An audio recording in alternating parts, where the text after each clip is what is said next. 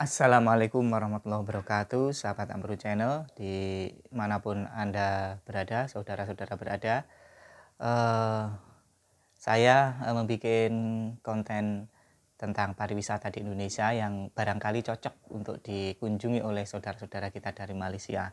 Ada beberapa yang menurut kami itu memang ini khas Indonesia ya, khas Indonesia itu barangkali di Malaysia tidak ada. Bukan sebuah wisata yang mewah-mewah, yang modern, tapi wisata-wisata yang bernuansa alam dan nuansa budaya. Seperti kemarin saya menyebutkan misalnya Bromo, kemudian kebun apel di Batu, kemudian pemandangan alam, air terjun, gunung-gunung. Jadi itu kekayaan alam di Indonesia, pantai juga yang bisa dinikmati oleh orang-orang dari Malaysia yang barangkali di sana tidak ada. Jadi kalau ke Indonesia itu jangan naik roller coaster, jangan naik Ferris wheel, itu di Malaysia udah ada, itu udah banyak ya, barangkali water park itu mungkin juga sudah banyak. Tapi kalau wisata alam, gunung berapi, itu menurut saya itu akan memberikan pengalaman yang berbeda. Seperti di Bromo misalnya, itu akan memberikan pengalaman yang sangat berbeda ya bagi wisatawan yang khususnya dari asing atau Malaysia. Dan satu lagi yang menurut saya ini menarik, khususnya bagi orang-orang yang suka mengkaji sejarah bangsa ya, sejarah atau budaya ya. Di Indonesia itu ada candi besar namanya Candi Borobudur di Jawa Tengah, di Magelang, sama Candi Prambanan dan beberapa candi banyak lagi. Itu bisa menjadi pembelajaran sejarah yang menarik. Termasuk di Jawa Timur ada Candi Penataran, ada Candi Singosari, ada Candi Kidal, ada candi di Malang. Banyak sekali candi kecil-kecil di Jawa Timur. Itu merupakan peninggalan peninggalan zaman kerajaan Singhasari, kemudian kerajaan Majapahit, yang mana dua kerajaan ini dulu sudah ada kaitannya dengan orang-orang Melayu ya. Jadi di masa Kertanegara Kerajaan Singosari di Malang itu sudah ada niat untuk menyatukan Nusantara. Jadi ini bisa menjadi pembelajaran sejarah bahwa nenek moyang kita dulu itu sudah niat bersatu ya. Bahkan Kertanegara itu mengirim pasukan untuk namanya ekspedisi Pamalayu, itu dikirim ke Sumatera atau daerah Melayu sana. Niatnya untuk menyatukan bangsa Nusantara ini. Jadi itu bisa jadi pelajaran bahwa kita dulu pernah dalam satu imperium kekuasaan kerajaan ya, Singosari, kemudian beralih ke Majapahit ya. Itu bisa dilihat jejak-jejaknya di Mojokerto, di Trowulan tuh ada jejak-jejak kerajaan Majapahit, misalnya kolam yang sangat besar, saya pernah melihat itu. Kolam kuno yang sangat besar, kemudian ada reruntuhan candi, bangunan-bangunan yang tertimbun tanah, itu ada. Itu bisa menjadi wisata apa ya, sejarah, atau yang khususnya yang menyukai sejarah ya. Kita wisata ziarah juga itu bisa ya. Itu di Indonesia menyediakan juga banyak situs-situs sejarah yang bisa dikaji, kemudian bisa dipelajari juga untuk apa ya, refleksi, seperti itu banyak. Ada candi-candi di Jawa Timur itu banyak ya, memang kecil ya di Jawa Timur, candinya yang gede itu cuma Penataran, kemudian agak gede Singosari, candi ya di Trowulan itu kawasan komplek istana gitu konon ya dulu ya. Kemudian candi apa lagi, Kidal di Malang, Candi Jago di Malang, dan beberapa candi lagi banyak yang kecil-kecil, banyak di Blitar juga banyak ya. Jadi itu bisa menjadi alternatif ya, alternatif berwisata melancong sambil belajar sejarah, karena peninggalan-peninggalan Hindu Buddha di Indonesia itu sangat banyak.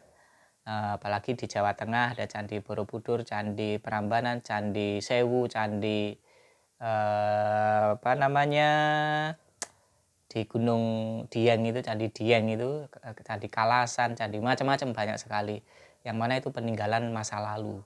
Itu menurut saya bagi yang penyuka sejarah, penyuka pendidikan sejarah budaya, itu menarik untuk dikunjungi ya. Nah, kemudian tarik kesimpulan bahwa dulu bangsa Nusantara, bangsa Indonesia, belum ada Indonesia, belum ada Malaysia, belum ada Brunei ya. Mereka dulu sudah berniat untuk bersatu ya. Bahkan jejak-jejaknya juga ada ya. Kalau di Sumatera ada Sriwijaya yang gede dulu, kemudian di Kutai Kartanegara, di Kalimantan, itu semuanya akhirnya terhubung ya. Selain peninggalan di masa Hindu Buddha, juga ada peninggalan di masa Islam. Di Jawa Timur itu ada makam-makam Wali Songo. Wali Songo ini menurut data sejarah itu berasal dari Aceh ya. Dari Aceh ya. Bisa dilihat makam-makam Wali Songo itu banyak yang nisan, batu nisannya ataupun ini mirip dengan makam-makam yang ada di Aceh. Dan memang konon dulu datangnya Islam di Indonesia yang masif, yang besar itu dipelopori oleh para Wali Songo yang masih ada keturunan dari Aceh. Karena memang Aceh itu adalah pintu masuk pertama kali Islam ke Indonesia. Sebelum ke Jawa kan dari barat ya. Jadi ke Aceh dulu ya. Kita dari orang Jawa itu sudah memahami ya bahwa ada kaitan antara Aceh dan Jawa, khususnya dalam masalah agama Islam dan tokoh-tokoh Islam di masa lalu. Sehingga orang Jawa itu sangat tidak ingin ya Aceh itu misalnya berpisah dengan Indonesia, karena antara Jawa dan Aceh itu sejarahnya tidak hanya pas ada Indonesia, tapi jauh sebelum ada Indonesia itu sudah terjalin para ulama-ulamanya, para penyebar agama Islamnya. Bahkan ada yang mengatakan kalau ulama-ulama penyebar Islam dari Samudra Pasai dulu namanya ya, belum Aceh juga ya mungkin ya, Samudra Pasai, atau mungkin juga sudah ada ya, saya belum tahu apakah sudah lahir apa belum namanya Aceh, atau dulu Samudra Pasai atau apa begitu, pokoknya dari bumi Aceh sana. Itu sampai sekarang bisa dilihat jejaknya. Kalau yang ngerti-ngerti ya mereka bisa melihat batu nisannya, ukir-ukiran tulisan Arab itu mirip dengan makam-makam ulama-ulama Islam zaman dulu di Aceh. Jadi itu juga bisa menjadi kunjungan wisata religi yang sangat menarik. Di makam Wali Songo itu tidak pernah sepi. Malam siang, pagi, sore itu selalu ramai peziarah. Dan mereka membangkitkan perekonomian warga sekitar yang berjualan-jualan di kanan kiri makam. Jadi hebatnya beliau-beliau itu, para penyebar Islam itu, meskipun beliau sudah meninggal dunia, tapi mereka mampu menghidupi orang-orang yang masih hidup dengan adanya makam itu. Banyak orang yang berziarah, kemudian membuka peluang untuk wirausaha atau membuka jualan-jualan begitu. Nah, ini barangkali bagi orang Aceh atau bagi orang Melayu atau terutama dari Malaysia, kalau pengen melihat sejarah-sejarah masa lalu, bisa kunjungi itu candi-candi, kemudian makam-makam tua yang ziarah Wali Songo itu, sambil belajar sejarahnya ya, dipelajari sejarahnya selain sambil berziarah. Itu juga menurut saya akan memberikan pengalaman yang berbeda ya, berbeda. Oh, ternyata begini ya. Oh, ternyata dulu sama ya. Oh, ternyata dulu itu satu ya. Nah, begitu-begitu.